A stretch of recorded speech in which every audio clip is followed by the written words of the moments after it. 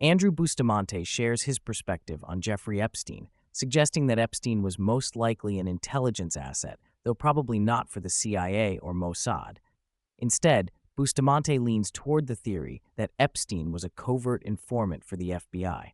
He explains that Epstein's deep connections to corrupt politicians in the U.S. and abroad made him valuable to federal authorities who may have leveraged his criminal activities for gathering intelligence or brokering deals to serve larger strategic goals.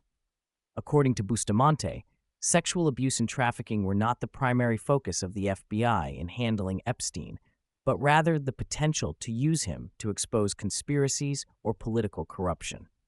The guest also highlights the complexities surrounding the release of Epstein-related files.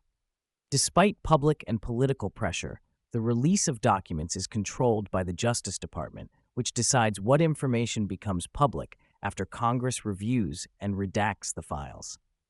Bustamante asserts this process ensures the public will likely never see the full truth, as sensitive details involving high-profile individuals are carefully protected in the name of national security. Throughout the conversation, Bustamante emphasizes that government secrecy is a deliberate and long-standing practice. He explains that the U.S. was designed as a representative republic where elected officials hold power over what details the public is allowed to know. Transparency is not a foundational principle in government operations. Rather, a small elite group possesses crucial information to maintain control and order within society. This secrecy contributes to growing public mistrust and skepticism about government effectiveness, especially when classified documents are continuously withheld. Bustamante argues that people must acknowledge that the government is not obligated to tell the truth, and often the truth is hidden under the justification of national security, preventing ordinary citizens from fully understanding political and intelligence actions. Bustamante discusses the systemic communication failures between the FBI and CIA prior to the 9/11 terrorist attacks. Both agencies had significant intelligence pointing toward an imminent terrorist threat, but they operated in silos with poor information sharing. Differing code names, bureaucratic culture, and interagency rivalry fostered misunderstandings that prevented a comprehensive threat assessment. He clarifies that the failure was not ignorance or intentional negligence, but poor coordination and distrust. Each agency underestimated the other's competence, and intelligence data that one agency collected often remained unknown to the other due to incompatible systems. This tragic miscommunication led to the loss of thousands of lives, revealing critical structural weaknesses within U.S. intelligence. The theme of government corruption recurs in Bustamante's interview. He agrees with the notion that the U.S. government is deeply corrupt, although less so than many other nations globally. Bureaucratic interests, political gamesmanship, and insider deals permeate all levels of power, challenging the idea that America is a fair and equal opportunity society. This entrenched corruption is maintained through controlled information and orchestrated polarization, which keeps the electorate divided and distracted. He draws parallels between criminal enterprises and government organizations, noting that loyalty is often to individuals and factions rather than to the mission or public good. Corruption in political candidacies, governance, and legislation is rampant, which undermines democracy and accountability. Bustamante paints a picture of a system where insiders protect each other, sometimes at the public's expense. On the contentious subject of Israel and Mossad's alleged involvement in controversies like the Charlie Kirk incident, Bustamante pushes back against conspiracy theories blaming Israel. He claims these narratives are conspiracy-driven exaggerations, lacking credible evidence, and are fueled by current geopolitical tensions and global distrust of Israel, especially following recent events in Gaza. Bustamante describes Mossad as an exceptionally capable intelligence agency with targeted operational scope, focusing primarily on existential threats from Iran and its proxies. He asserts Mossad would not undertake a risky assassination on a conservative American influencer like Charlie Kirk, as the blowback would be detrimental to Israel's strategic interests, particularly its relationship with the U.S. conservative base. Bustamante distinguishes between the CIA and Mossad based on scale and mission.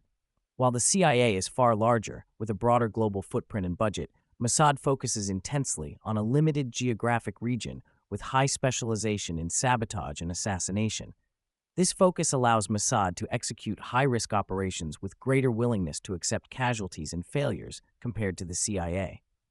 Despite the CIA's superior resources, the Israeli agency's niche expertise and determination in its core priorities make it among the most efficient intelligence services for clandestine sabotage and rapid action.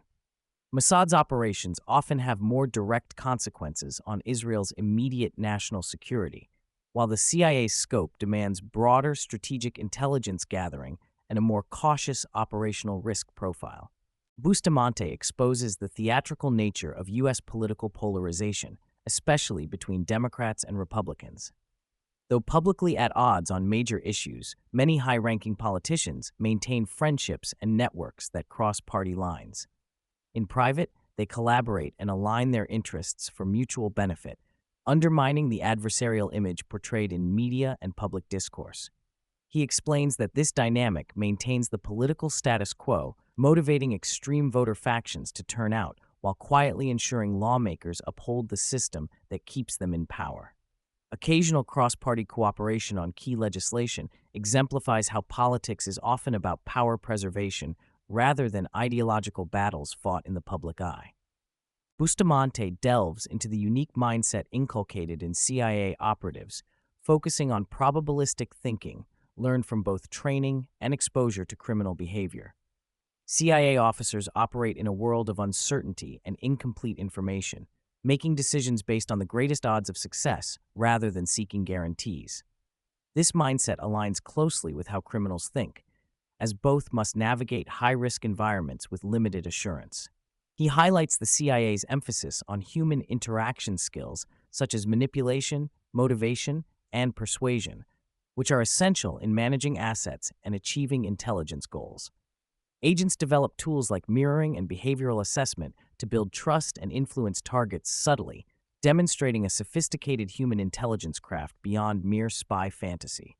A significant theme in the conversation centers on moral flexibility, a concept Bustamante insists is critical for intelligence officers.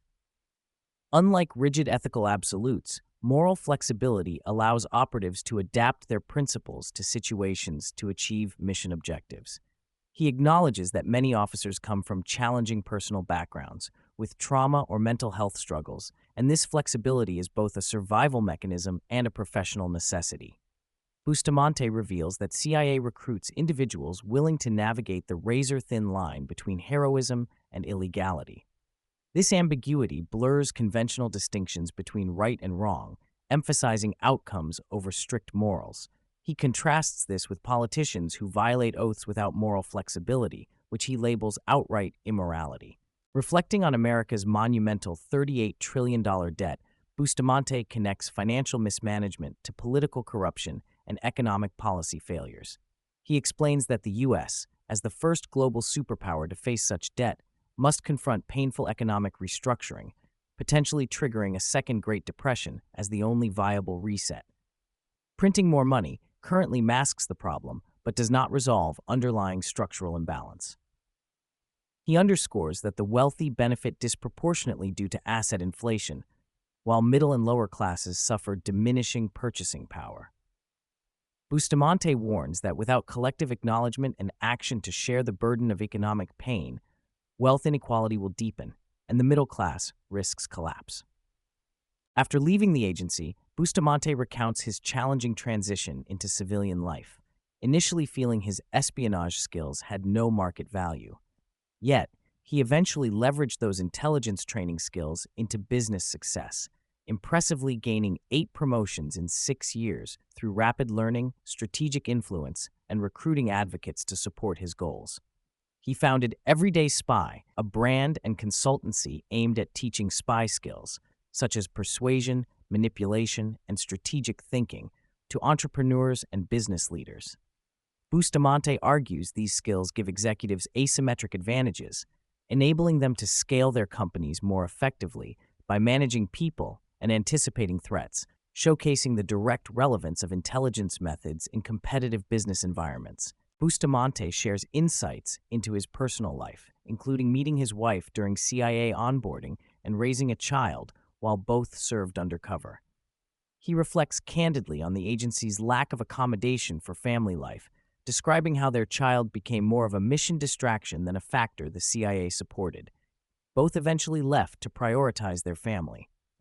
He also discusses the challenges of publishing their memoir, Shadow Cell, which details secret CIA operations and counterintelligence moles never before publicly revealed.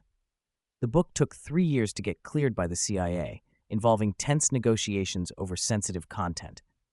Their story has since become a bestseller, giving a rare glimpse inside the clandestine service while navigating the balance between transparency and operational security.